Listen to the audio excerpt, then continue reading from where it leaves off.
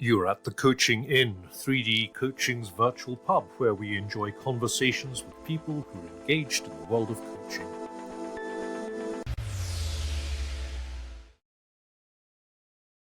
Hello and welcome to this week's edition of the Coaching Inn. I'm your host, Claire Pedrick, and today we're talking about coaching professional bodies, and there's a new one out, around, in, called the Universal Coaching Alliance, and I'm going to be talking to Jeanette Marshall and Jeffrey Wotherspoon from the Universal Coaching Alliance to find out all about it. First of all, if you don't subscribe, do subscribe or follow the podcast where you listen to it so you can get every episode as it drops. And ping me a message if you want to join our Supervision community, because I've got some free bronze memberships to give away. So email me info@3dcoaching.com. Jeffrey and Jeanette, welcome. Thank you for having Thank you, us. Claire. So Glad to be here. we're going to talk about the Universal Coaching Alliance, but I want to talk about you briefly first. So Jeanette, what's your coaching story? I fell into coaching by default, as I think a lot of people do. My first coaching contract was to coach 300 people in one of the high street banks. It was a pilot program, only ran for 6 months. 18 months later, it was still going. And I suddenly thought, wonder if I should find out how to do this thing called coaching. And then I went and got my training. I do everything backwards, Claire. So that was just par for the course for me. And that was in 1996. And I haven't really looked back since then. Everything I do is to do with coaching or supervising or assessing coaches and programs.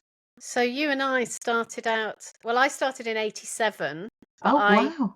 started calling myself a coach in the 90s when I knew what one of them was. And are you still explaining what that is in the same way that I am? Yeah. Yeah. Yeah. So, Jeffrey, what about you? Well, I'm clearly amongst the veteran, so I show respect and give honor where it's due.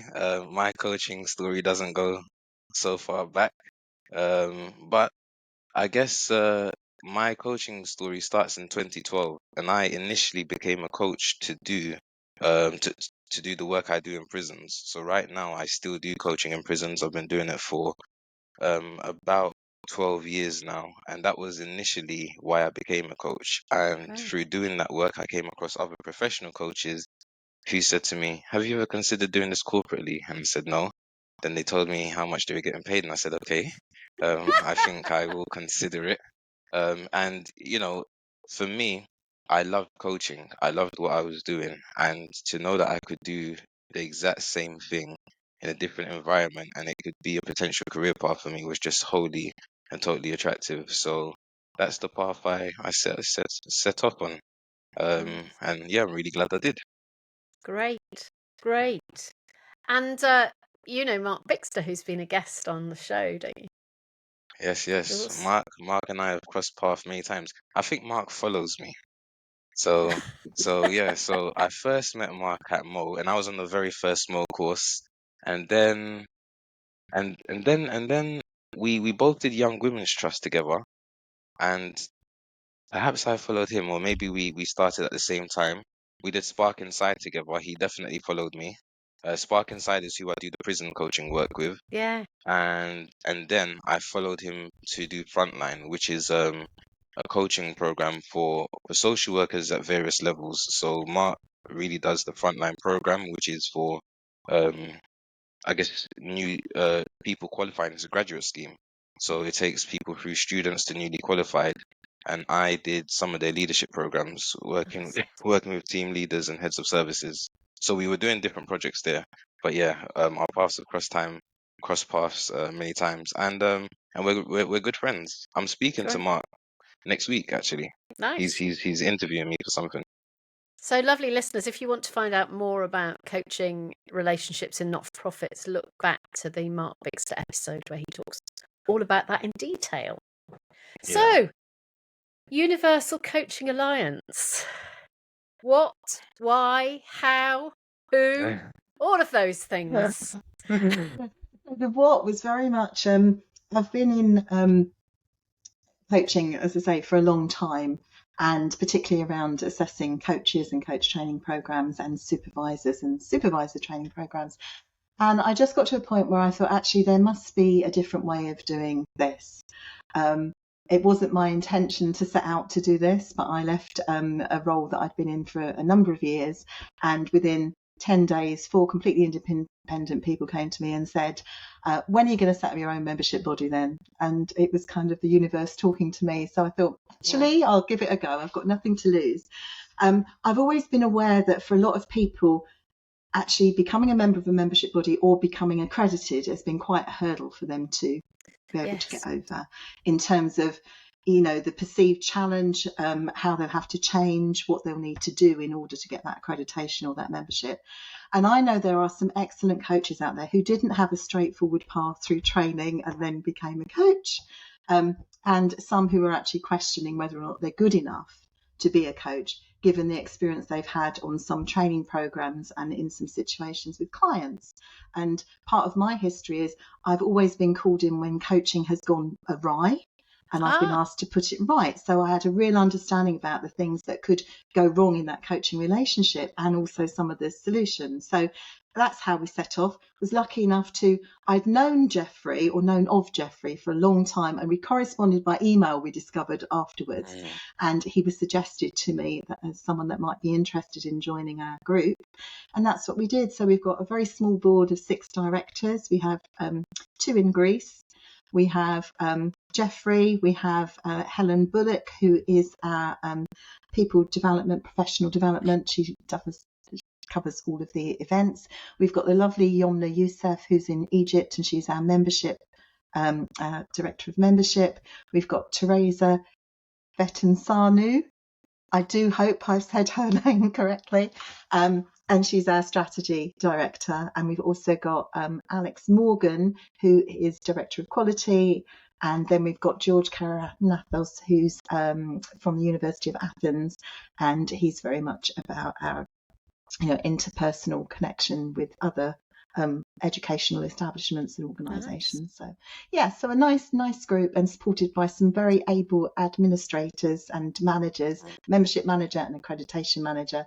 So a very small group, but we seem to have hit it off really well. And if I look back, we only launched on the 1st of March this year, and it's incredible what we've actually achieved in terms of what we've put out there. So I'm really proud of the whole team and feel very supported and lucky and grateful to be working with such people. Fantastic. So many questions. What's different? What's different about you? Because I'm sensing that you did it for a bit of difference, and I'm just curious what the difference is. So for me, it's about creating opportunities for people. So one of the stumbling blocks that many coaches find is they come out of training and then they can't get the experience. Yeah. So one of the things that we've done is to align with other organisations where coaches who have just come out of training can gather up hours. One of the other things that we've done, which is slightly different from some of the other bodies, is we've made supervision mandatory. So you can't be a practicing member of our organisation unless you're in supervision. So then the big question was, well, how can we make that happen? How can we make that accessible and affordable for other people, which was also a stumbling block. And so, again, we've attracted some really highly experienced coach supervisors who've become accredited under our umbrella and are now delivering group coaching to people who are practicing coaches who perhaps wouldn't get that supervision anywhere else. So that's one of the things. The other thing is, I think we open our arms to everybody. There are many different types of coaches in many different arenas. So for example, in our membership already, we've got someone who coaches ballet dance teachers and trains them to be coaches. We've got people working with animals, working with nature, working with health and well-being. There are so many different forms of coaching, and I think what we want to do is to make sure that they can become mainstream. There is such a holistic need for people to be coached, no matter what your role in life. It's not just for the upper echelons of executives to be coached. I think it's for everyone. Children, we've got some fantastic members who work with children and young adults and disadvantaged and other people who wouldn't actually be able to access good coaching. So Yeah, Yeah. and the other professional bodies probably have people like that in them, but they're branded and they feel as though they're for people at the other end of the spectrum, don't they? And that's really interesting you say that, because I speak to a lot of people in the course of my everyday work, and a number of them have confessed, if you like, that actually they tick boxes to become members of other associations rather than feeling that they've got the freedom to be themselves and to say who they are. And one of the things that we want to role model that is, in our accreditation application, depending on how you want to submit your application, you can do it in writing, you can do an audio recording, or you can do it by video. So whatever works best for you, we've tried to embrace that. And we've attracted, haven't we, Jeffrey, a huge membership in the neurodivergent arena, which is lovely. Definitely. And yeah, it's been really lovely to see that. Because you're Yeah. inclusive about your processes. We hope so. Yeah, and Yeah. that's what we try to be, and I guess the inclusive nature is what really drew me to the UCA, when I was asked. And one of the things I noticed is when all the directors came together for some of our initial meetings, and it's, why are you here? Why are you here for the UCA? We all had our different reasons and motivations from our experience of accreditation in other places. And one of the things we aligned on was around accessibility to coaching and how to professionalize it. And my own story, I had a lot of coaching hours, but the admin and getting my head around some of the processes was putting me off. And it was one of those things where I was like, oh, next year I'll be accredited. Oh, I'm going to go for accreditation. And I just really couldn't stomach it. And I'm so fortunate that, a good friend of mine, I was speaking with him, Stephen Light, and I was saying the same thing to him. And he said, right, I'm ICF. I'm a master coach. I will be your mentor. Let's put in dates. And we literally just put in dates for our mentoring sessions, and that's what started my journey. And then I really had to go through what I felt like were the trenches to sort of get accredited. So I did that, and I got my PCC, and then I thought, I've worked way too hard to do this. I'm just gonna do the AC at the same time, because more or less they're similar processes. So I actually went for two accreditations, and I was really happy. I knew I'd put in a lot of work, and it was, for me, the accreditation was to show the credibility, is to show that actually I've put in some work, I've put in the development. And then I thought about all of my colleagues, some of the organizations that I've been an associate for and work with other brilliant coaches. So many, I guess partly the positive thing is some professional coaches haven't required, some professional coaching providers haven't required accreditation, but I have so many brilliant colleagues and coaches that I know that say they can't really be bothered with the faff of it. And I thought, well, actually, I want to support all of these coaches to show, their hard work to prove it, and I believe it can support their clients as well. So there's accessibility from that realm as well, and I guess there's so many coaches out there as well. So many people call themselves coaches, and there was no real way to differentiate those who have actually gone through some training and take the process seriously to those who wanted to start a business one day and thought, I'm going to call myself a something something coach. So I wanted to help some of my colleagues um, make that distinction as well within their practice.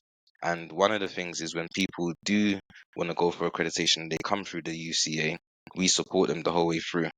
So we can literally hold people's hands, people who have no idea, and say, I want to professionalize it. We're like, great, you're exactly who we want, and we will support you through that journey.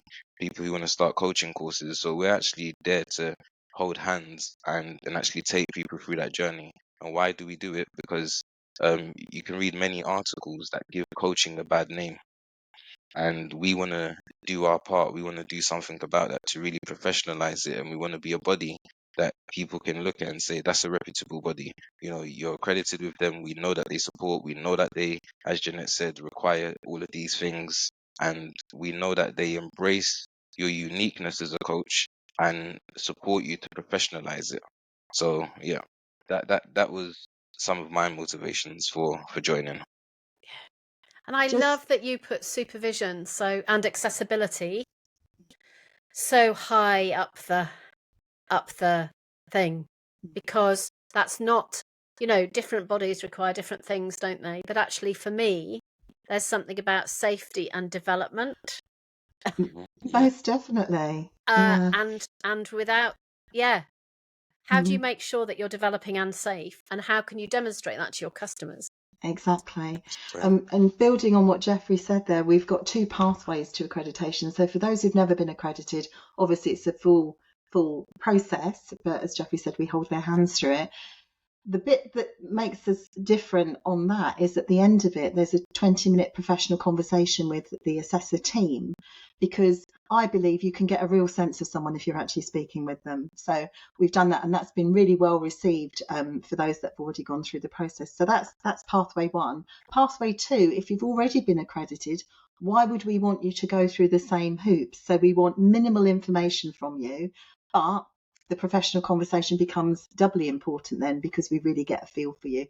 So that's the route we've taken down. And the other big differential is, because we've said you have to be in supervision and you have to have a requisite amount of development that you can evidence in any 12-month period from your membership, because we know that, we don't feel that we have to require people to reaccredit. So there's a one-off admin fee for individuals of £250, and provided you retain your annual membership with us, where we know you're in supervision, we know that you're developing yourself as a coach, you don't need to reaccredit. That still stands. And we thought that was really important as well, because, you know, it's a limiting factor for a lot of people to be able to actually afford to remain accredited. They've gone through all the hoops, and then suddenly, you know, you have a poor month or a poor year and you can't afford to do it. So again, we wanted to make sure that we could be accessible for people. Yeah. If it's useful for your people to have access to all the back episodes of the Coaching In as Oh, part of Claire, their CPD, that honestly. would be amazing. That's a really generous offer. That would be fabulous. So there are 4 years episodes Oh, talking about everything, and we've got them all. There are keywords. I can send you the spreadsheet where you can search for whatever you're searching for. Claire, that would be Yeah. absolutely phenomenal. How generous of you. Well, they're there, so use them. Fantastic. Thank you. Yeah. So the full process, Mm-hmm. just give us a bit of an overview. I know I can hear some of our listeners taking a breath. So just tell me what the full process is. Okay, so I'm going to look at my screen for this, so give me 2 seconds. But essentially, the first part, and if you fall at this, to be honest, you don't deserve to be accredited. You have to fill in your name and your contact details. If you can't get that bit of the process right, well, there's not much help. We've done away with a case study.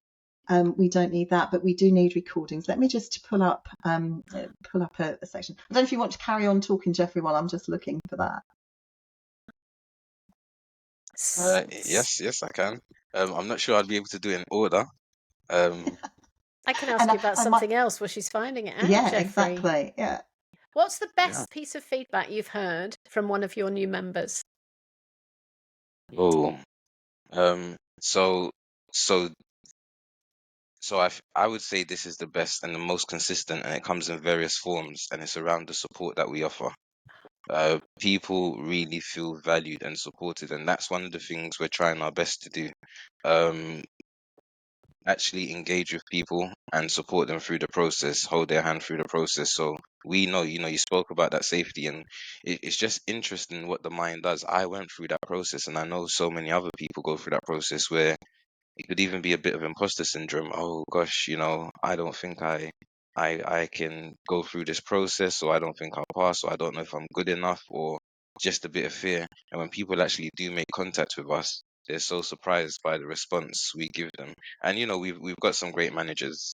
We've got some great managers who are very experienced, who love what they're doing, and are just real persons. Jeanette, I believe, is absolutely amazing, because she will speak to anyone and everyone, and she will make the time. And I think that's quite important as well to people, that they know they've got access to the CEO and founder, and can have meetings with, have emails responded to, so people feel well held, and that's the best type of feedback, most definitely, So human to human. human to human. Yeah. And it's a delight. And who wouldn't want to talk to their members? I can't quite get my head around why you might not want to engage with your membership, because I think that's really important. And we've got a really nice, I think, a nice relationship with the members that we've got. I found the document I was looking for now. So there are 10 sections in the application. So the first one, as I say, is your applicant details, your name and address. If you can't get that right, then you might as well give up and go home. The next section is the member declaration. So these are ticks where you declare that you adhere to our code of ethics, to our code of competencies, that you've got professional indemnity insurance if that's available in the region where you work, and we want an evidence, a certificate of that, and then just to sign to say that you're of good professional standing. Can I just pause you there, Jeanette? Absolutely. Because I did some research with our insurance company about what would happen in the event of a claim. Oh, right, yeah. And it's been really useful stuff, because one of the things that I think, so I might be wrong, but my understanding of talking to the insurance company is that they said if a claim was made against us, because you have to use an example, don't you? Yes. Listeners, we haven't had a claim made against us, just FYI. But if a claim was made against us, the first thing that they would do is that they would go to our professional body and they'd go to the ethics committee. Mm-hmm. And the ethics committee would make the decision, and then that would go back to the insurance company. That makes me think that it's not okay to say I abide by the code of ethics of this professional body and not to be a member. Because there's no guarantee, is there, if you abide by the ethics of? That's not a guarantee to the customers. No. It says, I think I behave. But actually it doesn't protect them, because they've got nowhere to go with that. Yeah. So I'm actually about to start saying, if you're in supervision with me, I want you to be a member of a professional body, and I want you to be insured if it's available in your region. Nice sentence. I like that. I think it's a really important thing. And as part of our renewal, we ask people to redeclare to that every year. So we're really keeping on top of that. And we think with the supervision and the development evidence, we can guarantee the validity, if you like, of the coaches that are working there. So that's really interesting information. So thank you for that. So the next section is we ask for details of the training programs that the people have undertaken and confirmation of the competencies that were covered on that training. And again, that can be written format, audio or video for most of these sections. And then we look at the coach competency framework. And just to give you a bit of a background of how we came up with ours, is we looked at everything that was on the market, put it in a bag, shook it up and pulled it out again. So essentially, there are 5 competencies that every single coach has to address. Then we have a 6th competency, which is the executive coaching competencies, and then a 7th, which is for team coaching. And that can be mix and match. You don't have to have none or all.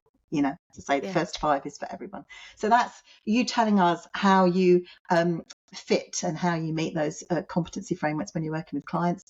5th element is your 30 to 40 minute recording. We want a transcript and a critical reflection. And again, a lot of people will have had to do a recorded session on their training, and that might have been, a couple of years prior.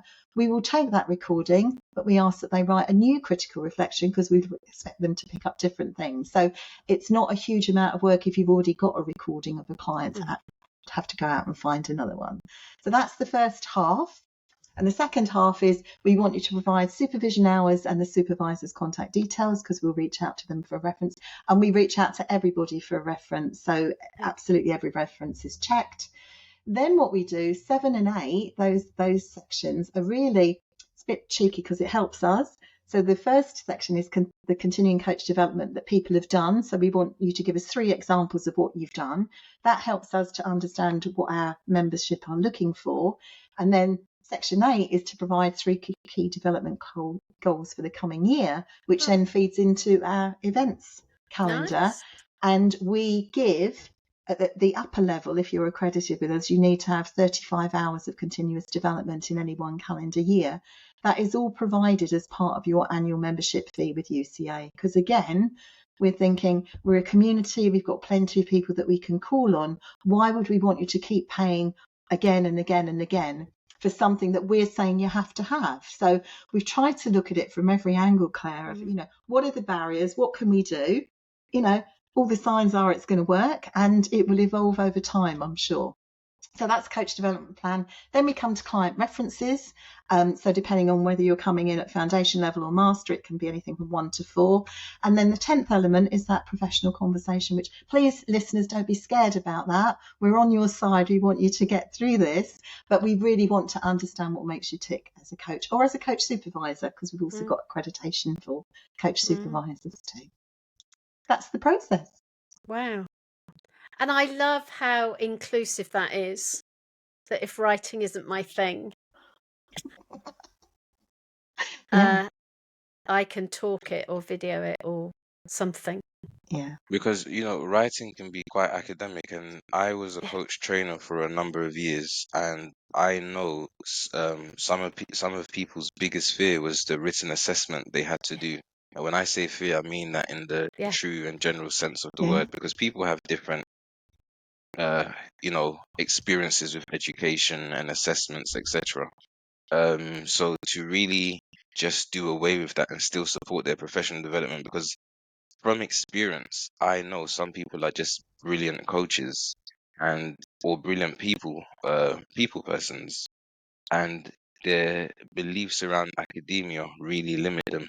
And these are the things we want to overcome. These are essentially barriers that we want to overcome. And we're in 2024 now. There's a lot of technology out there. There's a lot of ways to be innovative and overcome barriers and still recognize people for their greatness. And that's what we're trying to do, And writing a good essentially. essay doesn't make you a good coach.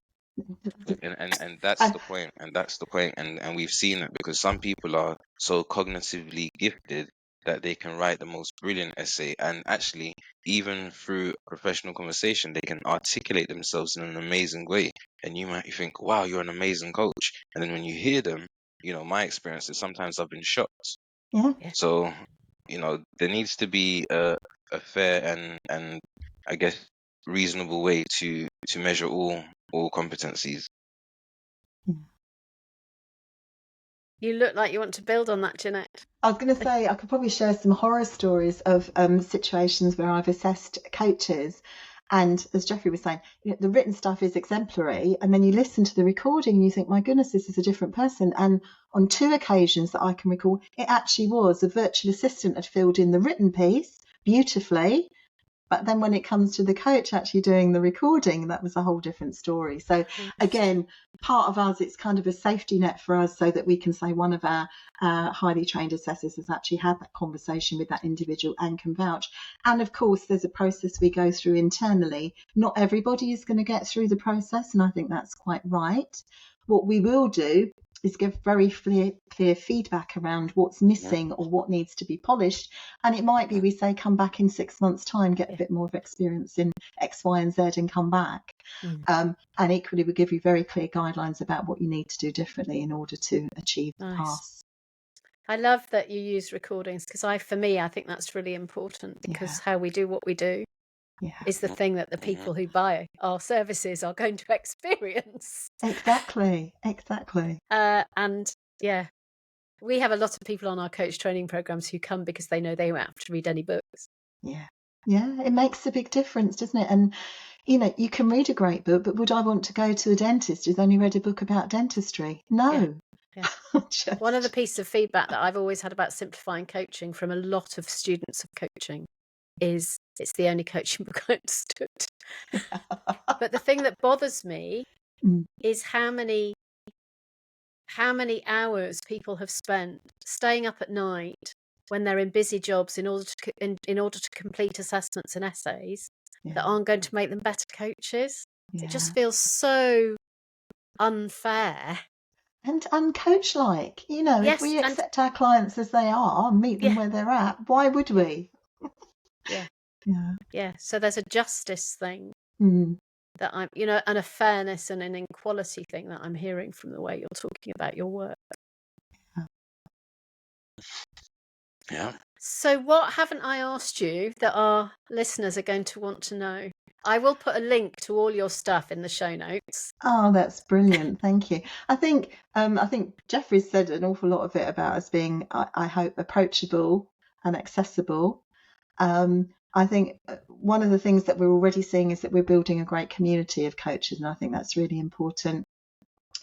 We're listening to them in terms of what are the things they want to learn, what's the new techniques or topics that they want to hear about. So we're definitely doing that.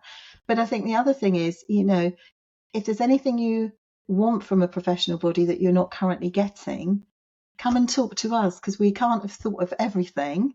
Yeah. We're really open and amenable, and even if it's not for right now, it would be great to hear, what's missing for other people, because I think it's just so important. You can feel so isolated as a coach. And often you're working on your own. Sometimes you're lucky enough to work with coaching colleagues, depending on the contracts you've got. But often you're on your own, and that's very isolating. And I know when I first started out in coaching, I probably felt shame was the most the common emotion I felt when talking to other people, because I seemed to be different to other coaches in as much as my clients would open up and tell me about their past, and that was kind of frowned upon when I started. And I always sort of felt you can be a really good coach, but you can be a human being first, and I think that's really important. Definitely. Yeah, Absolutely. I think the best coaches are human beings first. This is what I've learned through the accreditation process, actually. And for me, this is another reason why coaching professional membership bodies are so important, because to go through that process, to become accredited, to have your coaching and your way of doing things rigorously evaluated, it's of benefit to you, and then serves and supports your clients. And as I say, I had many hours by the time I got accredited. So I was, for example, at the ICF at a PCC level. But actually going through that process lifted up my coaching in terms of really getting me to think about, how am I bringing myself to the coaching rather than the models I just learnt in the various courses that I've done? How am I showing up? How am I bringing myself? And I saw a huge difference with my clients. And this is partly what our process does, as well as our professional conversations. And we will always give feedback. We will always try to give you the most useful feedback. So for us, it's really about the development, everyone's development as a coach. There are several bodies out there, so why us? We saw a gap in the market in terms of people who really should be accredited because they're amazing, and the process is holding them back. So we wanted to do away with that, and we saw a bigger gap in the market where, as I said, coaching isn't being professionalized in the best way, and we want to support that. And what I'd say to all the listeners is, the better you become, the better your business will become. And I've found that firsthand. So I say most definitely come and talk to us, and let us support you to support yourself. Nice. And for me, I'm probably the world's worst person to be told what to do, Claire. So the thought of having legislation imposed on us from an external, whether that's government or other industry bodies, I think is really something that we need to fight against. And one of the ways we can do that is to self-regulate and be really open about our processes, and let people come and inspect what we're doing so they can check that we're on board and that we're checking all the right things. I think that's incredibly important. And if legislation did come in, we would probably lose the best coaches that we currently have because they don't fit in a box. Interesting. Thank you. So just give us your website. I'll put everything else in the show notes. Okay, so it's www.universalcoachingalliance.org. Brilliant. Thank you. So thank you, Jeanette and Jeffrey, for coming to the Coaching In. Thank you Delightful for to inviting us, talk Claire. to you. Yes, thank you for having us, and thank you to all your listeners for listening to us. Yeah, Most thank definitely. you for listening, everyone. And we'll pick up the conversation, I'm sure, over time. Take care. Bye-bye. Bye. Bye. If you've enjoyed what you've heard today, we'd love you to share the podcast with a friend or leave a comment on social media. And if you'd like to become a regular at the Coaching In, you can subscribe on Podbean and all major podcast channels. We look forward to welcoming you next time. You've been listening to The Coaching In, 3D Coaching's virtual pub. For more information, check out 3dcoaching.com.